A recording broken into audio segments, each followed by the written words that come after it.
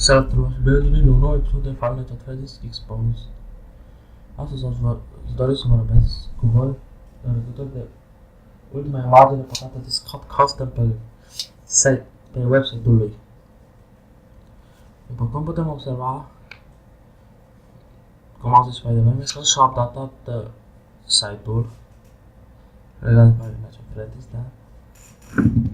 Și în comparație cu ultima fotografie ce era pe site, pălăria din acea fotografie acum e dispărută complet.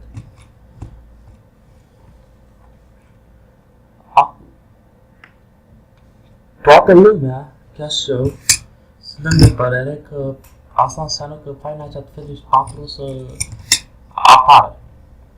Și e foarte posibil. Și eu chiar mă bucur de chestia asta, chiar mi-era frică că chiar nu o să mai fie Final Fantasy. Și probabil Scott plănuia chestia asta de la început, să ne facă să credem că nu o să mai urmeze niciun Final Fantasy și apoi să pună fotografia asta care mi se dă seama la ce se referă. Eu sincer cred că pălăria aceea o să fie purtată de un complet alt animatron la 4-lea joc. Cel mai... E posibil și de Freddy, sigur. Nimic nu îl exclude și pe e posibilitatea ca Freddy să se întoarcă din nou, ținând cont că e Final Freddy's până la urmă.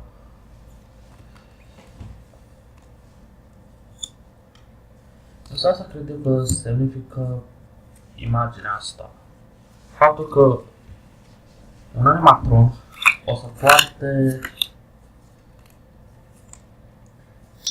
această pălărie în Final Fantasy 4. Acum, desigur, sunt mai multe posibilități despre cum poate să fie Final Fantasy 4, poate să fie înainte de Final Fantasy 2, atât la Family Diner, ar putea fi după Final Fantasy 3, că știți că la sfârșit apărea un ziar pe care zicea că a luat foc, da, și tot ce era acolo s-a vândut. Da, și atunci e posibil ca altcineva să deschidă un restaurant folosind tot ce a cumpărat de la ăstea. Și na. Nu știu, dar ideea principală e că Final Fantasy nu este, să zicem, 20% confirmat, ceea ce e fain.